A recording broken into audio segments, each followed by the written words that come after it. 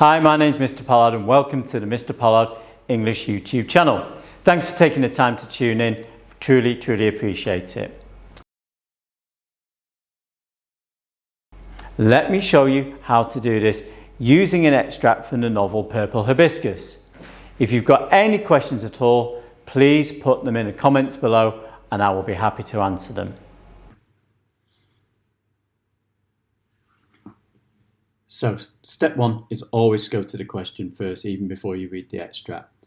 Underline or highlight the important words, and you'll then be able to look for evidence when you're reading through and annotating, making sure that you focus on how, in this case, and powerful moment.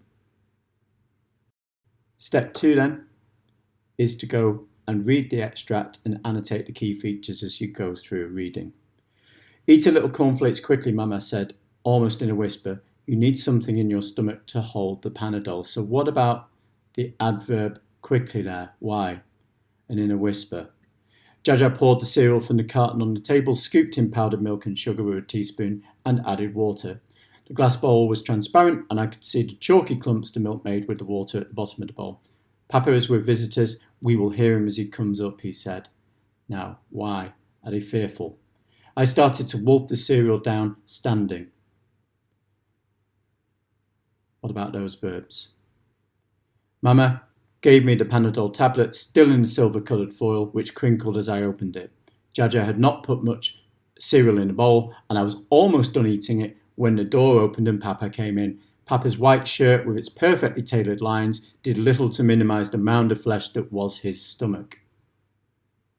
So, what about perfectly tailored lines? What do they suggest? What does that phrase suggest? Perhaps that appearance is more important than the reality. Outwardly, he seems very organised and well dressed, but actually, with his family, he's abusing them. The mound of flesh suggests his power. While he stared at the glass bowl of cornflakes in my hand, I looked down at the few flaccid flakes floating among the clumps of milk and wondered how he climbed the stairs so soundlessly. So what about the alliteration there? Maybe in contrast to Papa's power, we have Kambili and the rest of the family, their powerlessness. What are you doing, Kambili? I swallowed hard. You were eating 10 minutes before Mass? 10 minutes before Mass. So what about the dialogue, the repetition, suggestive of her fear? And you've got the repetition here at 10 minutes before Mass. Her period started and she has cramps, Mama said.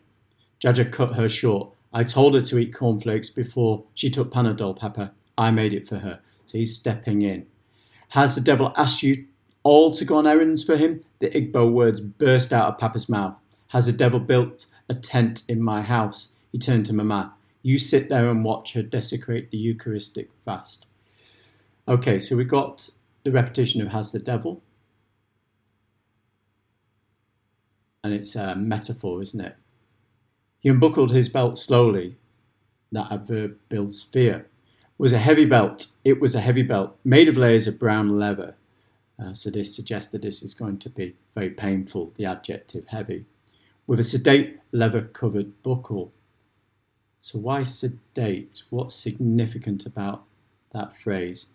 Outwardly, it looks like it won't hurt, but inwardly, there is the buckle that's going to cause a lot of pain. It landed on Jaja first, across his shoulder, then Mama raised her hands as it landed on her upper arm, which was covered by the puffy sequin sleeve of her church blouse. So landed, repeated.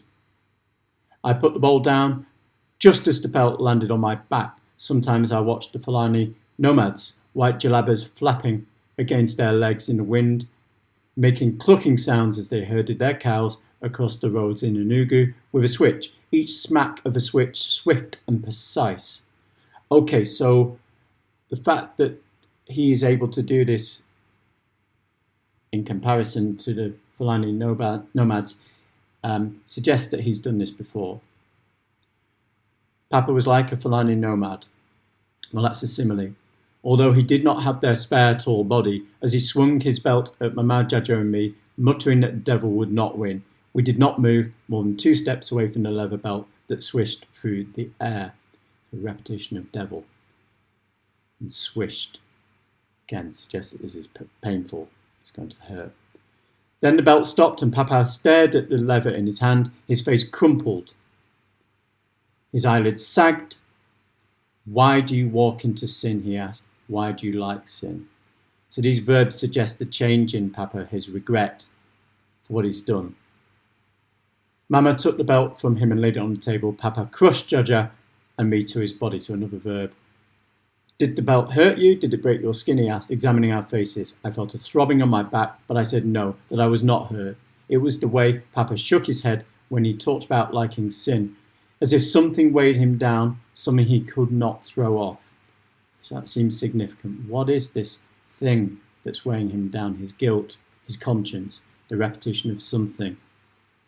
Finally, we went to the later mass, but first we changed our clothes, even Papa, and washed our faces.